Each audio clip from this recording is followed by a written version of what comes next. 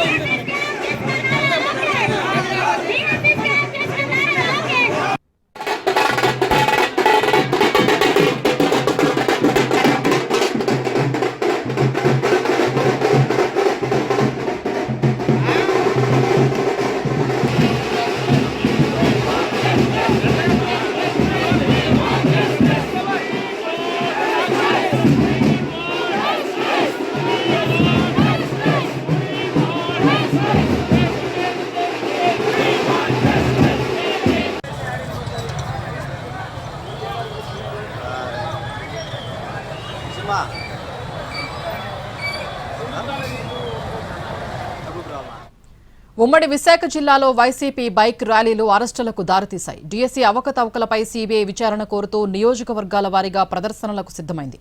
అయితే అనుమతి నిరాకరించిన పోలీసులు ఎక్కడికక్కడ ర్యాలీలు అడ్డుకున్నారు.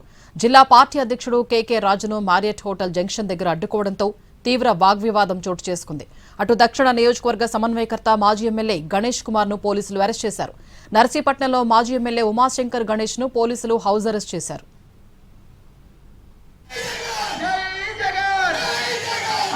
ఈరోజు ఈ రాష్ట్రంలో జరుగుతున్నటువంటి అవినీతి కార్యక్రమాలు ఈ రాష్ట్ర ప్రభుత్వం ఈ కూటమి ప్రభుత్వం చేసేటువంటి కడప జిల్లా పులివెందుల వైసీపీలో భారీ ర్యాలీ చేపట్టింది. డీఎస్సీలో అవకతవకలపై సీబీఐ విచారణ చేపట్టాలంటూ పాత ఎమ్మెల్యే ఆఫీస్ నుంచి ర్యాలీ తీసింది. కడప ఎంపీ వైఎస్ అవినాష్ రెడ్డి ఆధ్వర్యంలో ఆర్డీఓ ఆఫీస్ వరకు ర్యాలీ చేపట్టారు.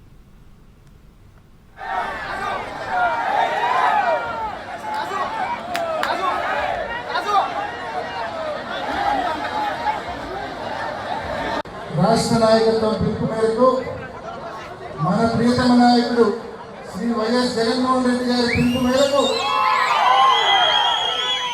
ఇవాళ మనం చేపడుతున్న ఈ కార్యక్రమానికి ఇంత పెద్ద ఎత్తున వచ్చిన నా అన్నదమ్ములు, నా అక్క చెల్లెమ్మలు ప్రతి ఒక్కరికి కూడా పేరు పేరున హృదయపూర్వక నమస్కారాలు తెలియజేస్తున్నాను. సందర్భంగా ఇవాళ మనం ఈ కార్యక్రమం చేపడుతున్నామని చెప్పి ఆగస్టు 4వ తారీఖున మనం పర్మిషన్ అప్లై చేసినాం. మనకు 5 కానీ 6 కానీ 7 కానీ 8 కానీ ఏ రోజైనా మనకు రిప్లై ఇచ్చిండొచ్చు. కానీ 9వ తారీఖు రాత్రి, నిన్న రాత్రి ఈ కార్యక్రమానికి పర్మిషన్ లేదు అని చెప్పి మనకు రిప్లై ఇస్తారు. అంటే కనీసం మనం కోర్టుకు కూడా, హైకోర్టును కూడా ఆశ్రయించలేని పరిస్థితి.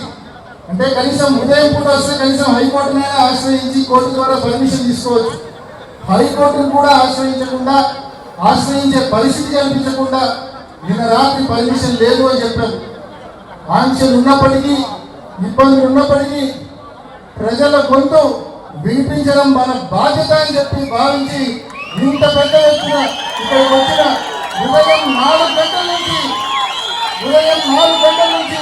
ఈ కార్యక్రమం కోసం పిల్లలకు వచ్చిన నా అన్నదమ్ములు, అక్క చెల్లెములు అందరూ కూడా మరొకసారి పేరు పేరున శిరస్సు వంచి నేను ధన్యవాదాలు తెలియజేస్తా ఉన్నాను.